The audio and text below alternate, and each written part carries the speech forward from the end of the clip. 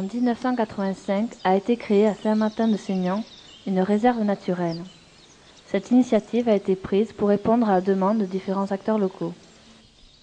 12 ans après, cette réalisation a-t-elle eu une influence sur le développement et le dynamisme des Barthes de Saint-Martin? Aujourd'hui, 3 pôles principaux. À la ferme d'Armont, une initiation à l'environnement est proposée pour divers publics, dont les scolaires. Le milieu est en effet propice à la découverte d'un très riche écosystème, les zones humides. Une deuxième action vise à la réhabilitation et à l'entretien des paysages traditionnels bartais.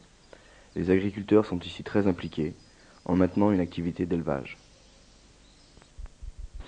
Bon, j'ai mis mon bétail, ça fait un bon parcours. Les canaux font clôture, on peut dire.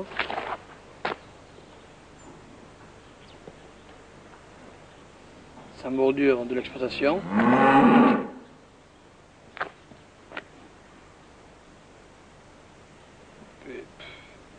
Et c'est là, quoi, c'est pas trop mal. La vue, c'est joli, non?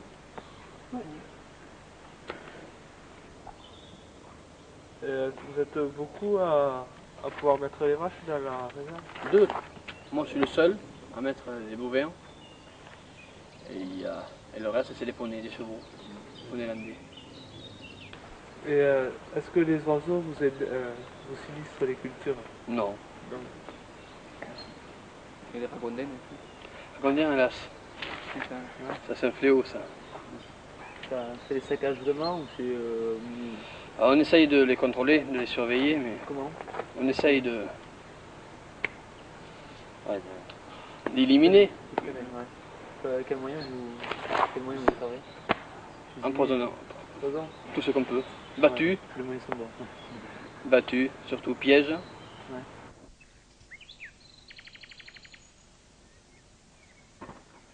La gestion de la faune sauvage constitue le dernier pôle pris en charge par la Fédération départementale de chasse et des chasseurs locaux.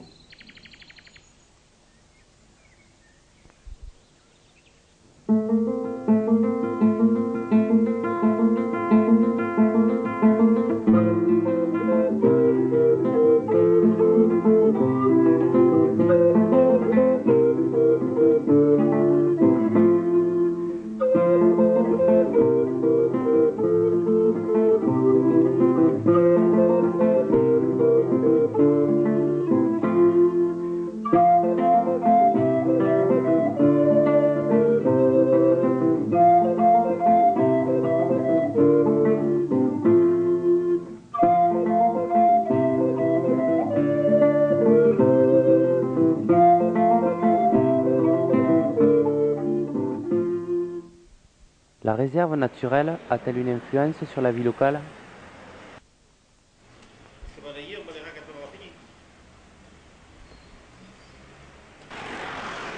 Alors là, aucune idée, je ne sais pas. La réserve, pour moi, c'est une excellente chose. Là, je suis absolument pour, puisque on a un monde animal qui est en péril parfois, alors donc il faut bien le protéger. Donc pour Saint-Martin, c'est une excellente chose, puisqu'il y a un lieu quand même idéal. La majeure partie de la population pense que la réserve naturelle n'a que peu d'influence sur le développement local. Effectivement, le tourisme sauvage se développe dans le site. En 1997, la réserve répond aux objectifs précis formulés dès 1985, de préservation des milieux, de gestion de la faune sauvage et d'animation pédagogique. Ils sont bien atteints aujourd'hui et un nouveau développement ne concerne ici que l'extension des études scientifiques et animation gérées par le CIE. Comment répondre alors à une demande touristique qui n'était pas prévue initialement? En 1996, un nouveau projet est né, destiné spécifiquement au tourisme. Donc ici, nous nous trouvons sur un terrain communal et nous sommes en train de réaliser un travail de réhabilitation de la Barthe, parce qu'en fait, nous avions un terrain complètement refermé avec aulne, sol, qui était en fait à l'abandon. Alors, l'objectif de cet aménagement est très particulier, puisqu'en fait, donc nous sommes à moins d'1 kilomètre de la réserve, et le problème que nous rencontrions, c'est que la réserve, donc l'objectif, avant tout, c'est l'avifaune, les oiseaux. Or, comme vous avez pu le voir, devant la réserve, il y a un petit parking avec le mirador. Et ce qui se passait, c'est que pas mal de gens venaient s'installer sur ce parking pour en fait pique-niquer. Ne venaient pas là spécialement pour observer les oiseaux, donc avaient des attitudes un petit peu sauvages, un peu anarchiques, avec des cris, et cela occasionne en fait du dérangement pour les oiseaux. Donc l'idée est relativement simple, on a dit on va essayer de reporter cette pression sur la réserve, de la décaler un tout petit peu plus loin, et en fait de mettre à disposition des aménagements adaptés à ce genre d'activité. Mais dans tous les cas, quand même, on va essayer de respecter nos convictions, à savoir que l'on va essayer de faire un aménagement écologique, avec notamment l'objectif, c'est de faire de ce plan d'eau une zone de grossissement pour l'anguille, et une zone de frayère éventuellement également pour les brochets. Petit exemple, à l'heure actuelle, là vous voyez il y a 2 pelles qui sont en train de travailler. Il y a 3 semaines, on était avec 4 bulldozers en train de pousser. On est en train de creuser donc un plan d'eau de 30 cm de profondeur. Ça va être ridicule, hein.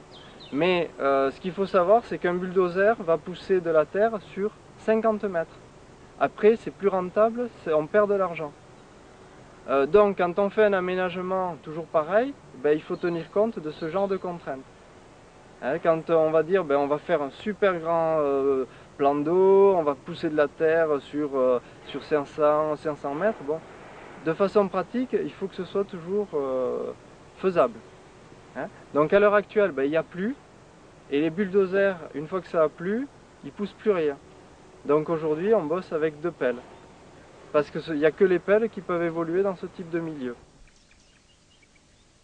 On aura donc finalement 2 aménagements, une réserve protégée d'un tourisme anarchique et, à 1 km de distance, un aménagement d'accueil du public.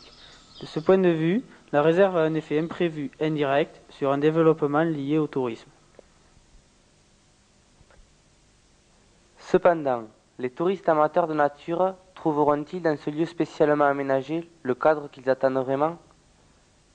Des aménagements touristiques sont-ils réellement incompatibles avec le cadre d'une réserve naturelle ? Est-ce l'intérêt pour les Barthes de chercher à favoriser cette sorte de tourisme ?